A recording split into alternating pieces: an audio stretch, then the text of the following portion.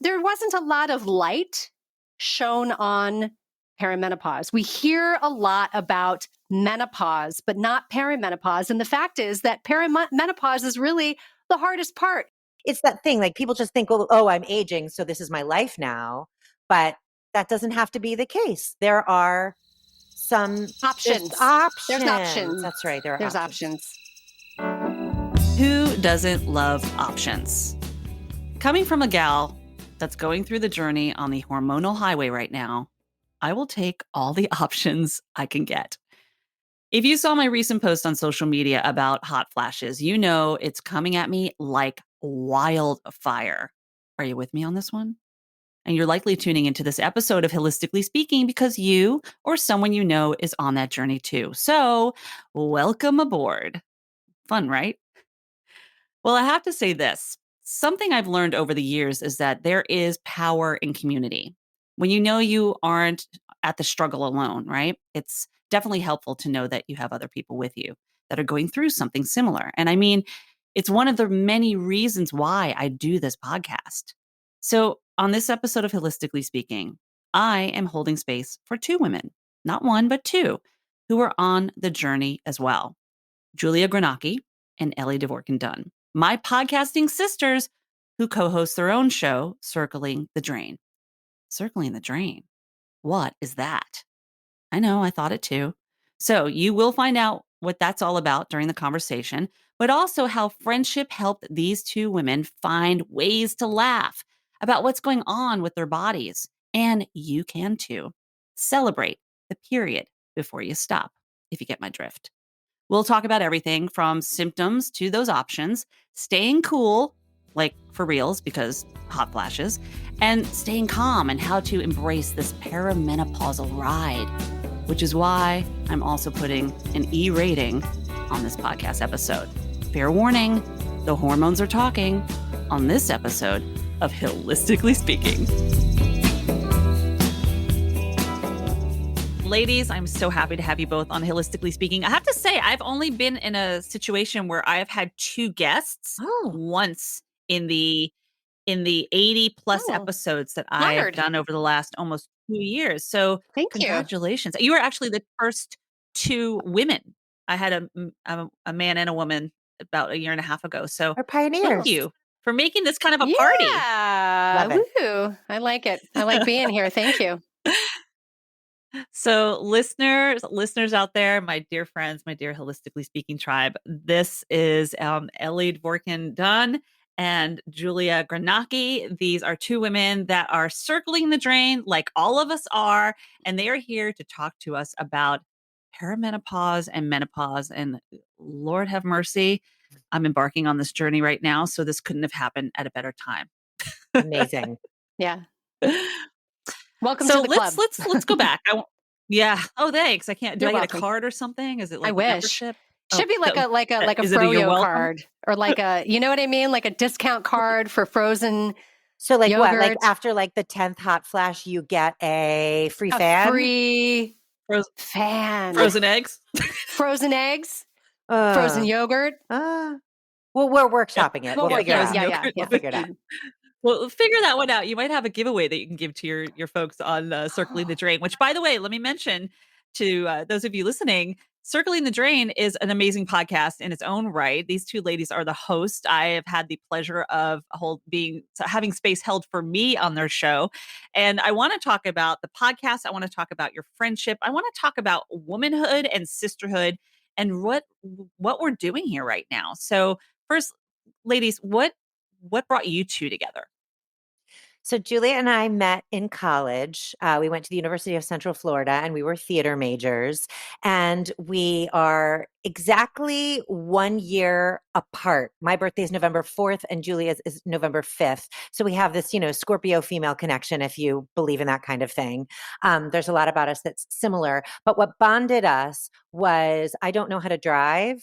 And in college, I would just bum rides off of anyone I could because Florida. Wait, I should clarify. Yeah. It's not like, I don't know how to drive. No, Ellie has never driven and does not have a license. Right. I just don't drive. You must be from New York. I'm not. I'm like grew up in Florida where you can't not drive. So I just honed the skill of bumming rides from friends. And we needed something, some sort of hair product or something for a rehearsal or a performance of the musical that we were rehearsing for. And Julia was like, I got you.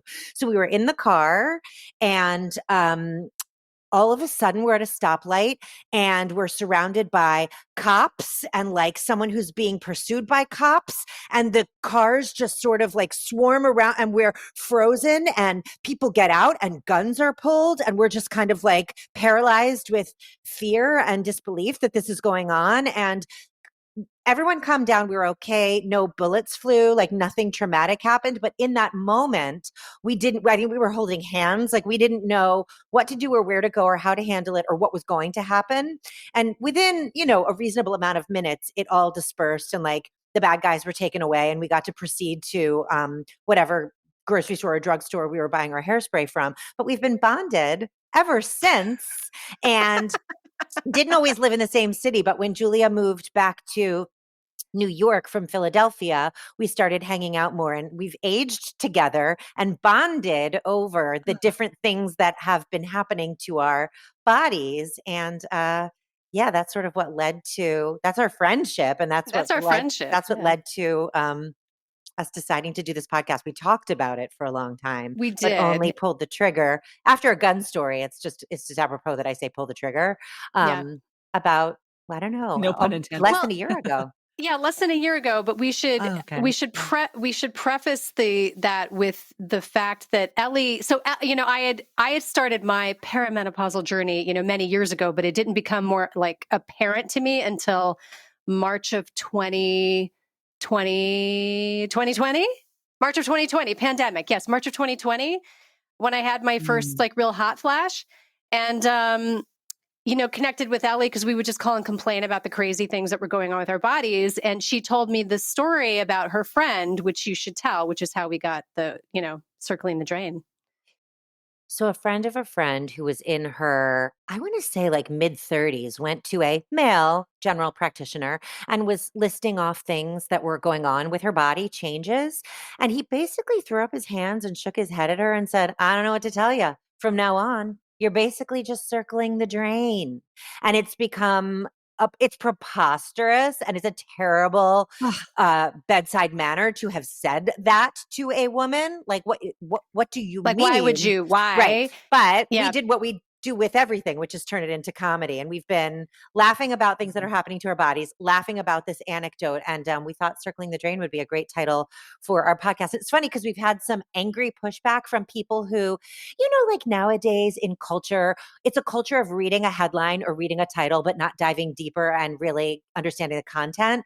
So we've had people like, let's say we've posted about our podcast somewhere, once in a while, somebody will be like, Circling the Drain is such a negative title. And I don't think you should be talking negatively about women in this stage of their lives. And we very calmly respond and say, please check out our website. Here's the story. We have no intention of making this negative. In fact, we're reclaiming the phrase. We're embracing this time in our lives. We're celebrating it. We're being humorous about it. And inevitably, these women do come around and they say, they take a breath and they say, okay, I'm sorry. I listened to an episode and of course you're not being negative. You're absolutely right. I'm sorry. I jumped to that conclusion. And that feels like a huge win. Yeah, it's definitely empowering. And I also, winning people over is always very satisfying. But she, Ellie would keep saying this to me on the phone. We'd be talking on the phone and I'd be like, oh, well, like I can't do this. And I had a hot flash and like I have to pee all the time or whatever. And she's like, well, you're just circling the drain. And I was like, we should.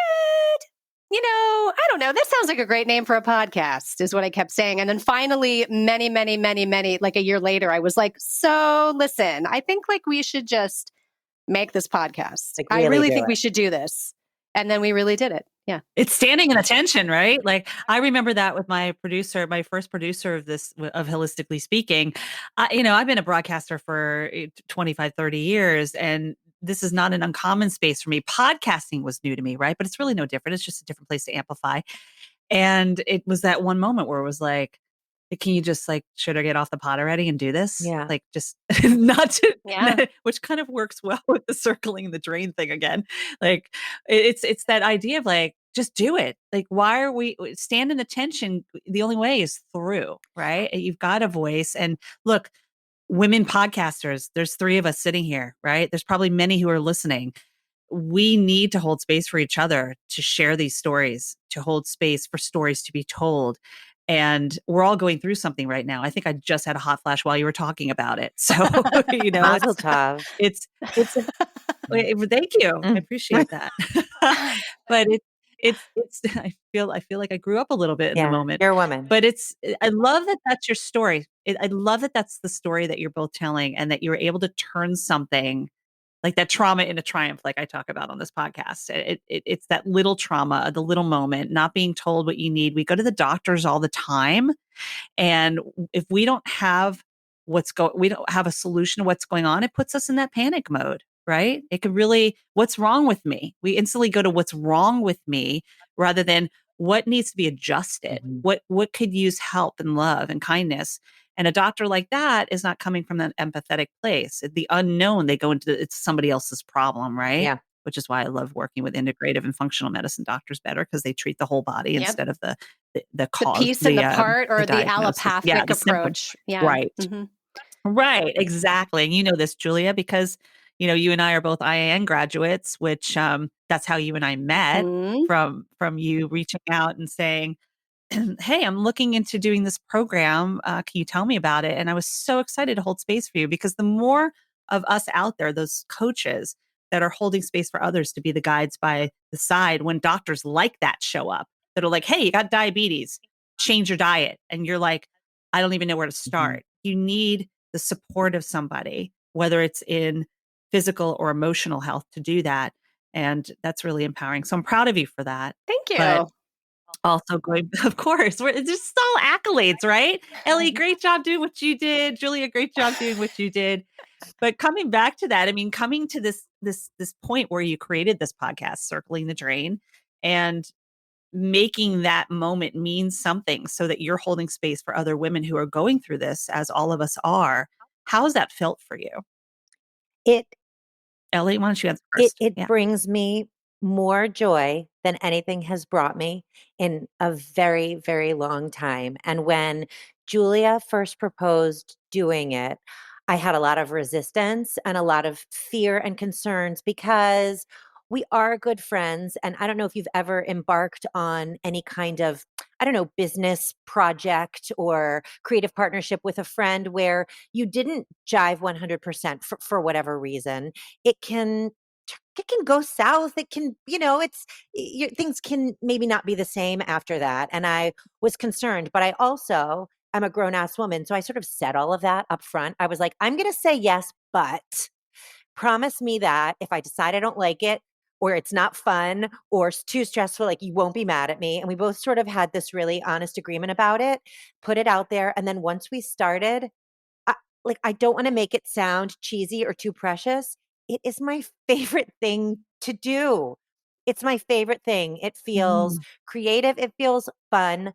I love all the people we talk to. I love all the new information we're learning. I love sharing new information and shedding light. And I love working with her. And I'm not trying to plant smooches all over your butt, but it's just so, when you've known somebody for so long and it's something can be a surprise to you. Oh, wow, I knew I liked her and I knew she was smart. I knew she was creative and I could count on her. But the fact that working with her is so much fun and so satisfying is a delightful surprise. Oh, Ellie, thank you. You're that's welcome. You licked my butthole so good. I did. Now she has to mark it as explicit. It wasn't going to be explicit until you said that. And now it is. But that's okay. I can't wait to put an E rating. All of our episodes. I don't get to do that much. So every time I see an E, I'm we're the opposite. Yes, We've maybe had one or two where we're like, ooh, this isn't an E. How did we not curse on this one? Can we add that in later in post? So what about for you? Top that, Julia. What about Julia? Well, all of the same things that Ellie said. I think it was one of the surprising things about it was similarly just finding out that it turned out to be my most favorite thing to do. I think Ellie and I, we both have a history of of being performers, theater people, television people, like that kind of thing. And we had both really had a creativity deficit, I think, in our lives. And this was really filling that emptiness, which I thought was, I didn't even know I needed it until I had it. And now I just love it. And Ellie and I think a lot alike, which is helpful. We know when to kill our darlings. There's not a lot of pushback. And if we do push back, there's a lot of active listening around it and a lot of, surrender when necessary, which doesn't even feel like surrender. It just feels like, okay, like you get this one, I get the next one kind of like thing or whatever. But I read this book, and you're probably familiar with it, Hilary, called The Upper Limit Problem by Gay Hendricks. I don't know if you're familiar. Mm-hmm. It's called The Big Leap. Excuse me. It's called The Big Leap. And he talks about... That's a different book. Yeah, he's written a few. So he wrote The Big Leap, I think, was his first book. And I read that somewhere through this entire process, and I began to recognize certain things. So, he talks about what's called your upper limit problem, which is this: we create our own blockages and barriers getting in the way of us, proceeding to the next level. It prevents us from working in our zone of excellence, working in our zone of genius. So a lot of us are like, especially, and I think all three of us here are kind of like overachieving A-type personality, like get out there, do the thing kind of people. And we're very good at functioning in our zone of excellence, which is we're doing things that we're good at that come even might be hard for other people, but come easy to us. And we just kind of get things done, and that's great.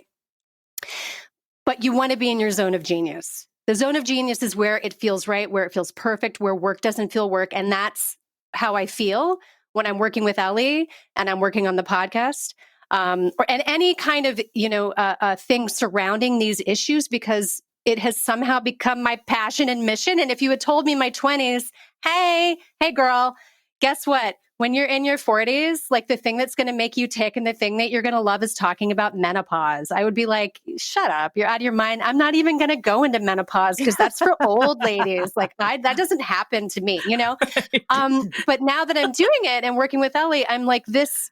When anyone asks me, I'm just like, this is where I belong. Yeah. This is where I belong. And I never in my life, other than I think maybe when I'm on a film set, do I ever feel like this is where I'm supposed to be. So it's been really satisfying, finding it in my midlife with someone that I love so dearly. There's like when I haven't read the book that you've read, but you talk about zone of genius versus zone of excellence or whatever. And I completely relate, because there's something about, like you said, feeling like I am proficient at this versus feeling buzzy. And sometimes we get in a zone like where we're brainstorming an idea and we have this yes and this like creative buzziness feeling. And that to me is like the apex, that's like, it's amazing. So, all right. Now both of our buttholes have been licked. So it's a perfect... What about mine? Yeah, we like yours too. We like it. Yeah. I love it. I love this energy between the two of you. And interestingly enough, I mean, I have a background in the theater as well, so I'm so vibing with this and how it's really it's kind of moved our lives to where they are now. Like, as I always say, it's like a falling into, right? Mm-hmm. We might not be on the Broadway stage, which is fine. We've maybe done some TV work. We've created programs. We've been on television. We work behind the scenes. We work in front of the scenes. All of it leads us to where we are now, right? So I want to ask you, Ellie, I know, Julia, you are Pilates, you're a Pilates instructor, you're an integrative nutrition health coach. Has that always been part of your life, Ellie, like holistic health? I mean, you're really attached, and your background is very similar to mine in the on-camera world, the television world, film world.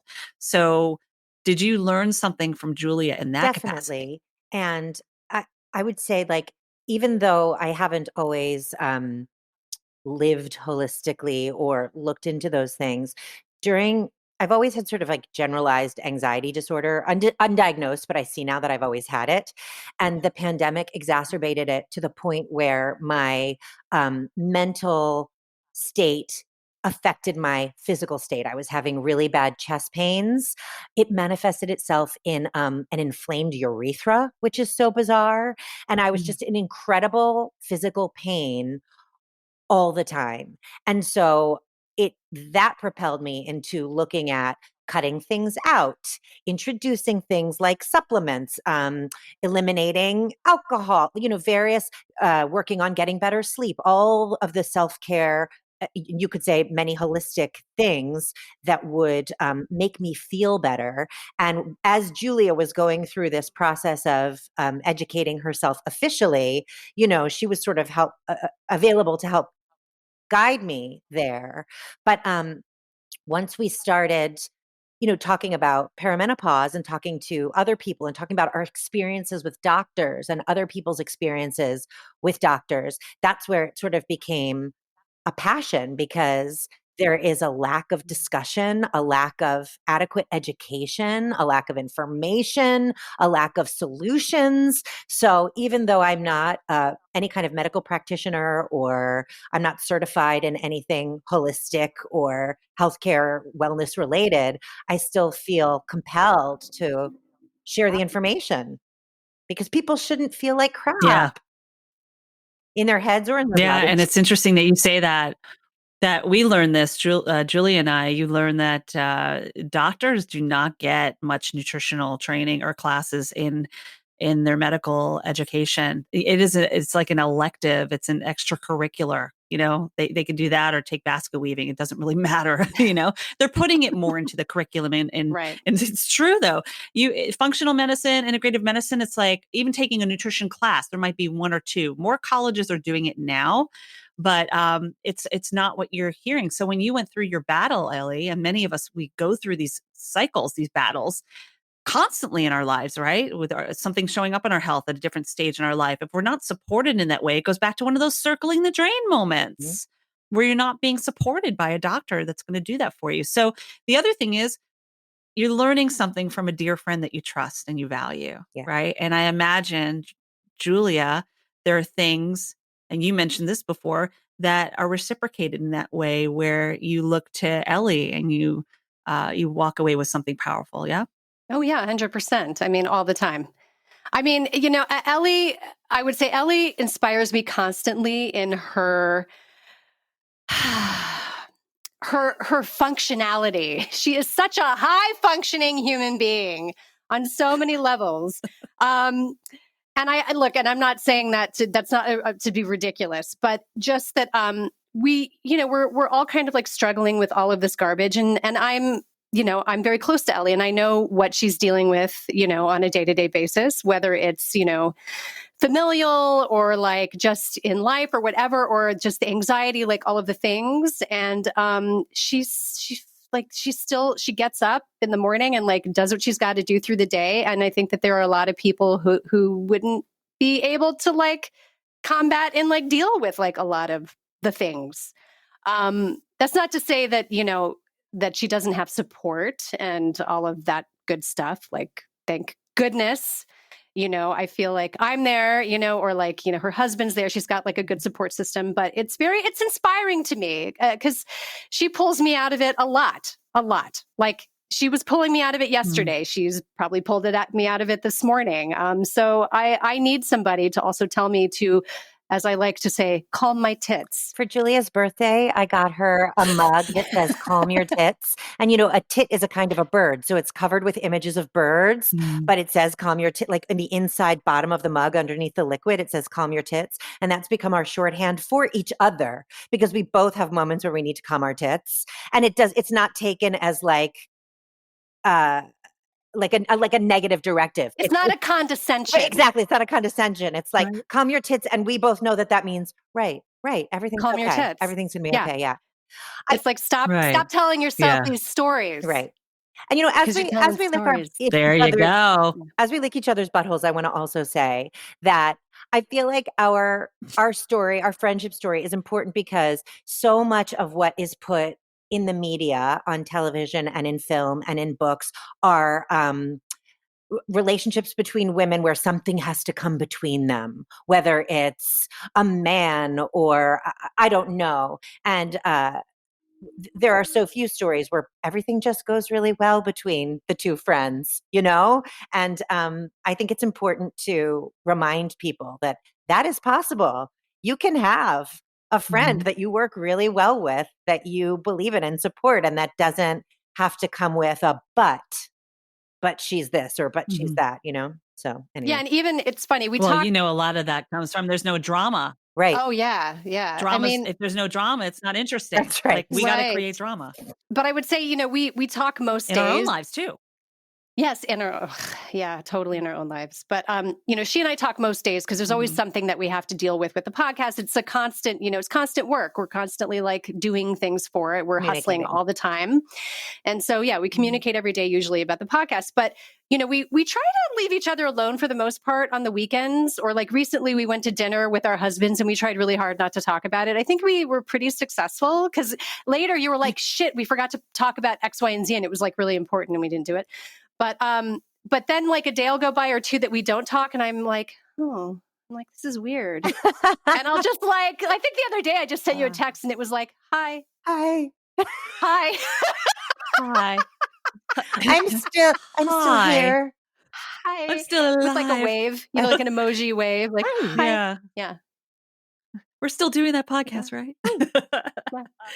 I want to talk about that real quick too. But first, I just want to say thanks to my friends at SquadCast for holding space for these stories to be told. They are an excellent platform for podcasting. If you're thinking of amplifying your voice, giving it a try, putting a podcast out there like myself, Ellie, and Julia are doing, do it. And I have a code that you can use and a link to that, and just make it happen. And you'll get a 7-day free trial. So why not check it out? And thank you so much for listening. If this conversation inspires you, touches you, moves you in any way, think about paying it forward. Pass it along. Share it with somebody else. Let them know what's going on. Maybe somebody else is going through perimenopause or menopause. Maybe it's someone that you love, or maybe it's yourself. You know, think about that. So definitely pay it forward. This is how stories are told and voices are amplified. So back to the two of you. And I want to just cross over to the partnership, not between the both of you, but those husbands of yours. How are they dealing with two women in the perimenopausal state, and are they friends with each other? Yeah. It's Are these two guys that are just like, oh, we're the husbands of the friends? I think because that happens a lot. You're like, oh, we're going over to Bob and Gina's house. All right, I guess I'll just enjoy the moment. We don't, you know? Or Julia lives in New Jersey and I live in Queens. And while that's not that far, it might as well be like Kentucky. So and and then I have a kid and she's a full-time job and she's also trying to study to do all these new things. And I'm juggling a million things. Yeah. So this time where we got together recently, the four of us, it was the first time we'd seen each other since my 42nd birthday, and I'm 45. So our husbands aren't friends, but it's not because like they don't like each other. It's just like, it's just not a thing that happens. Yeah. We just don't hang out. Okay. Yeah. And by the way, being a New Yorker myself and living in Manhattan for 10 years, going from Queens to Jersey is like, I'd rather fly to London. Yeah. Because I remember when I was, it's like a whole nother world. The same thing, like, I don't know if the both of you were dating while living in the city, but I remember whenever I was on the apps back in the day, and you're looking, oh man, I have to go to a different borough. That's like, I need a passport for that. See you later, buddy. You know, if you're not within like a direct line on my train, forget it. I met my husband on an app. And so, I mean, you know, like when I found out he lived in Jersey, I was like, oh God. I was like, not because I was like, ew, Jersey, but I was just like, how does that, like, it's far, you know, all these You sure things. About that? Yeah. I was like, it's far. I don't know. That. Yeah, same. And then and I live in Jersey. One of my best friends was like, does he have a car? I was like, yeah. And she was like, does he have a job? And I said, yeah. And she was like, what's the problem? And I was like, okay. And here I am. Here you are. Yeah. Now I live in Jersey. Yeah. As far as how the husbands are dealing with us being in perimenopause, it's funny because we just talked about possibly having an episode where we have them both on and ask Like I ask Julia's husband and she asks my husband. They're both thinking about it. And I sort of said to them at the dinner, I was like, what if we just record it? Because, it's not that hard to schedule when, you live with us. And then if you feel it was terrible, we don't have to do anything with it. So we need to figure that out. We need to schedule it. But Gotta circle back to that. Yeah, mine, like I've known my husband as long as I've known Julia. I've known him since college, and we only got together as a couple when I was in my mid 30s and he was in his late 30s. We got married when I was 37 and he was 40. So, but like I'd known him since I was 19. And we've seen each other through so much, so many like we just know everything about each other. And my style of being a human is all of my inner thoughts come out of my mouth. I don't keep anything inside. I don't know how to shut up. So he just like gets my running interior monologue. So he's used to that. So when it shifts to talking about what's going on with my body or what's going on with my mental health, or if I have a moment where like I snap at him, he gets it. And 2 seconds later, I'm like, yeah, that was clearly hormonal. You've done nothing wrong. And he was like, I know, I get it. It's cool. It's not. So he's dealing with it really, really well. Julia, how do you feel? It's good to have a good support system. Yes. Yeah. Yours So important. is good. How about you? Mine, same. Yeah. It's like the same story. It's like I also can't shut up. I also have to talk about what's going on with my body at all times, every minute, and how I'm feeling. And so he's completely aware of all of the things and has yet to tell me to shut up because he's annoyed. So that's like a positive, and it's just like really easy. So I'm thankful for that. Yeah. He's like my best friend. I tell him everything. For men. Oh, I love that.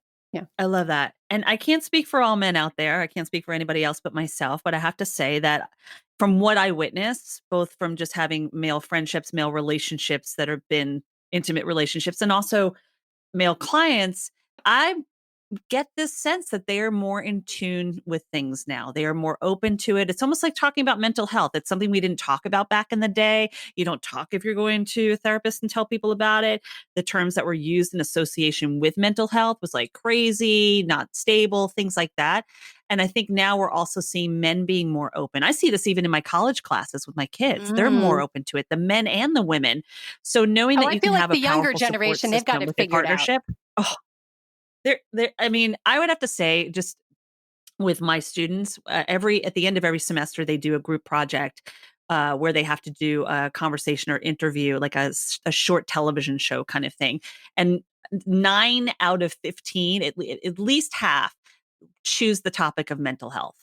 Wow. And it just like, I'm so happy to hear that, because these are men and women that are having discussions. So knowing that you can go home to your partnership, knowing that your husbands are your biggest support system, and then you have your tribe, you have your sisterhood outside of that, the two of you, all of us really, is really beautiful. And I would imagine that you're going to do the same for them.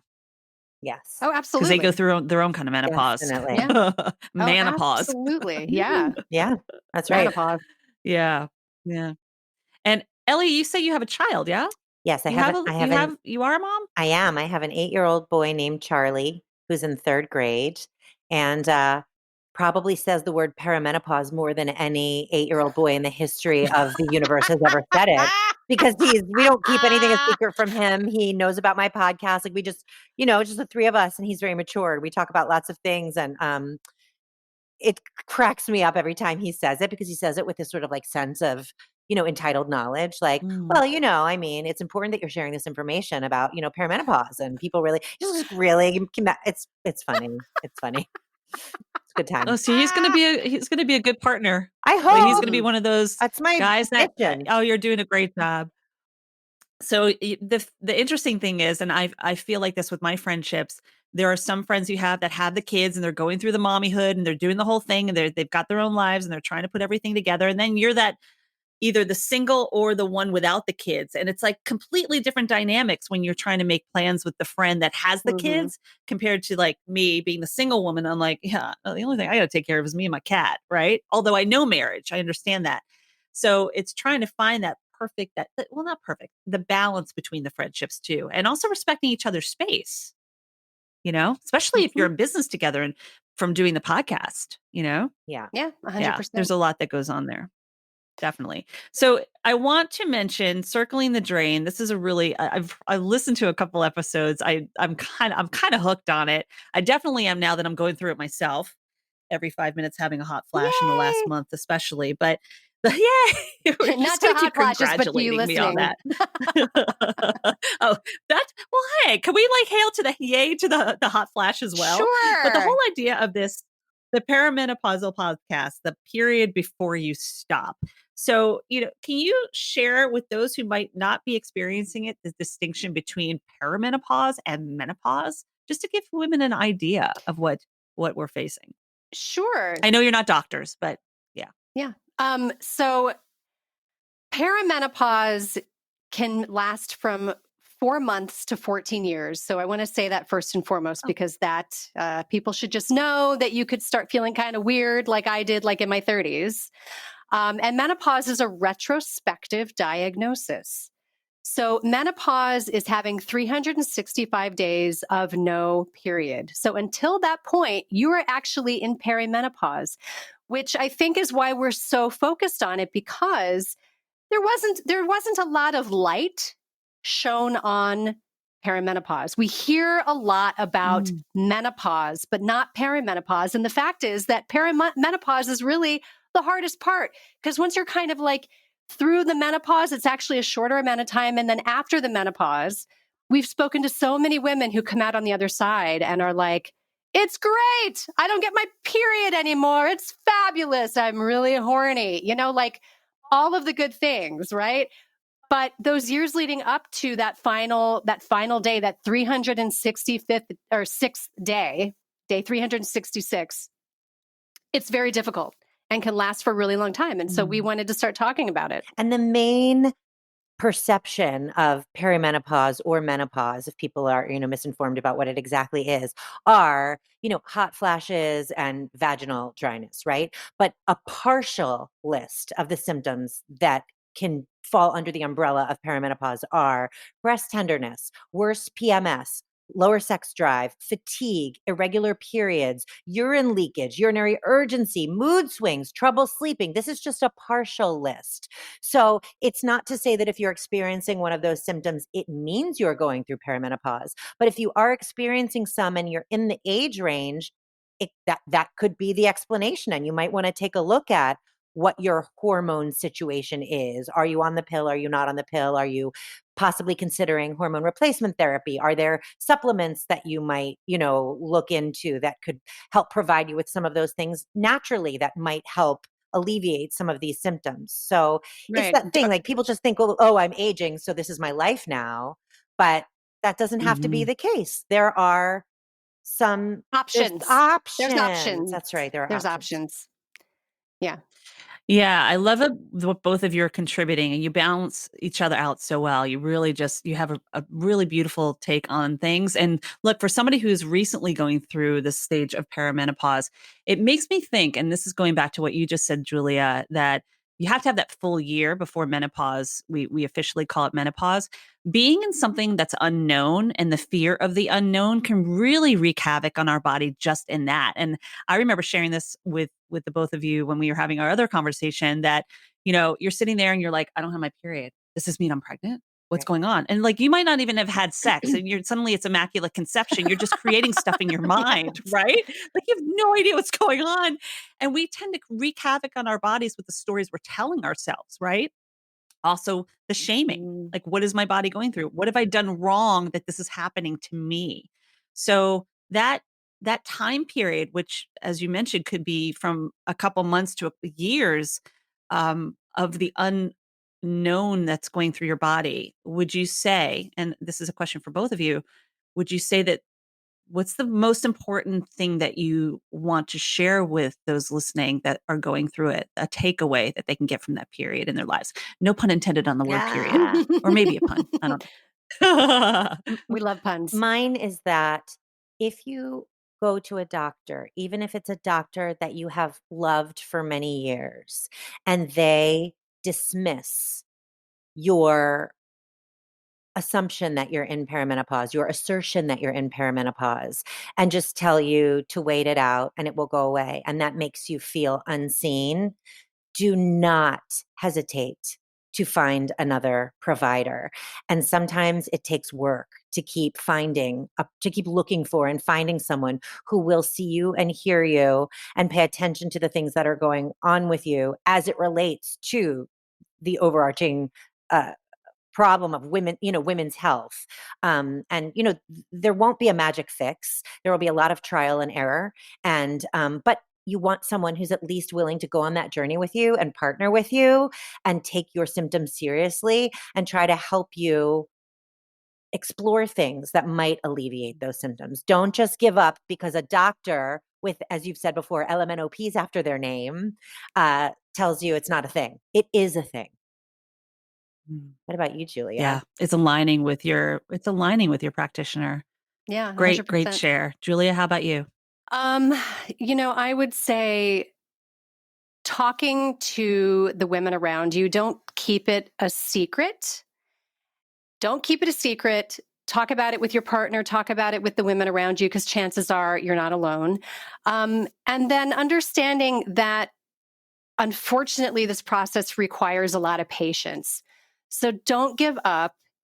Be willing to try new things. If someone says, listen, I gave up gluten and it solved my sleep problem, that might be something to consider. Our bodies change and they evolve over time, and what used to be okay may not be okay anymore. If someone says, I tried taking magnesium before going to bed, that might be something to consider.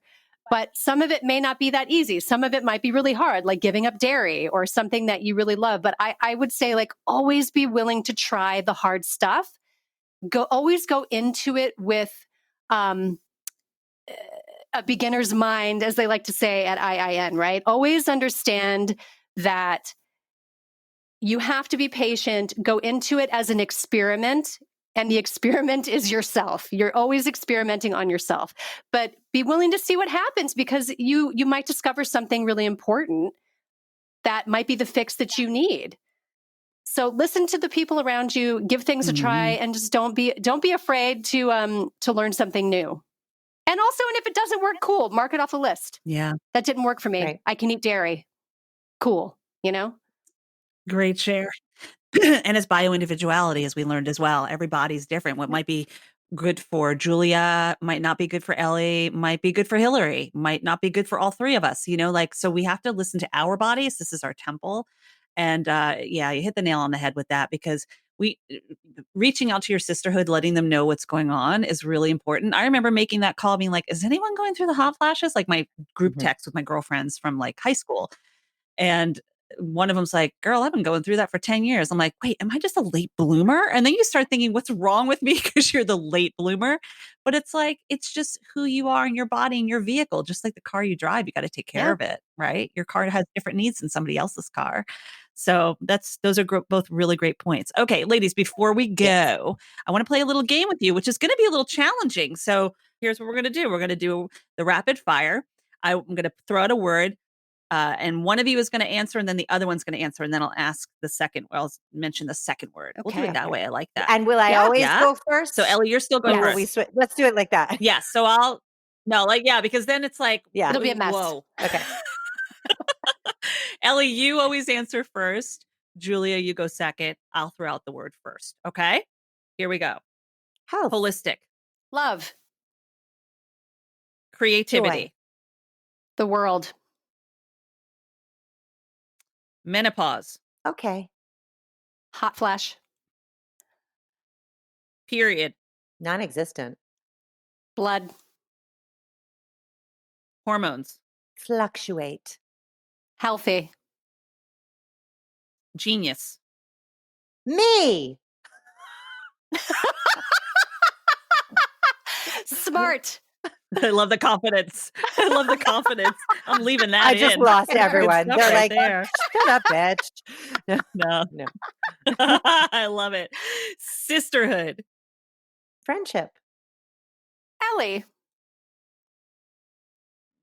Perimenopause. Middle.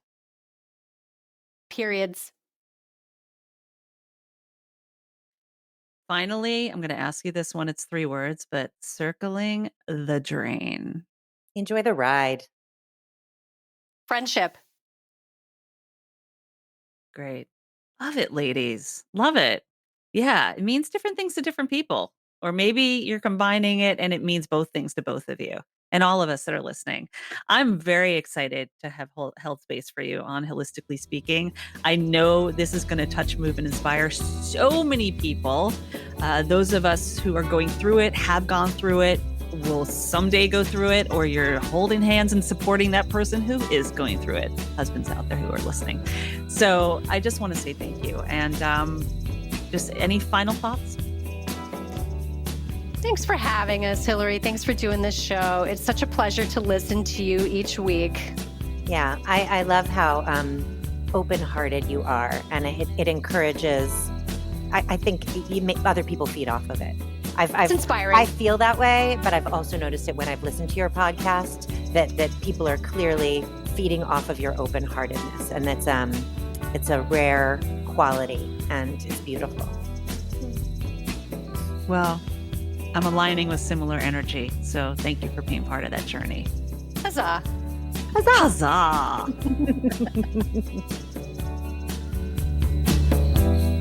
I encourage you to tune in to Julia and Ellie each week on their podcast, Circling the Drain. You can find them on all podcast platforms as well. Subscribe, give it a listen, give them some love. And stay tuned because I'll be sharing my journey more on their show in the weeks to come. I'll be sure to tell you about that. And you've heard Julia and I talk about the Institute for Integrative Nutrition. If you're interested in the holistic health coaching journey yourself, I shared a link on the podcast page for you to sample a free class from IIN. It's my gift to you in holistic health, healing, and yes, hormones. Need further support with your hormonal health or know someone who does? Well, I've got your back on this one. We can hug it out, find your balance, mind, body, and spirit. So just set up a complimentary discovery session with me and we will go from there.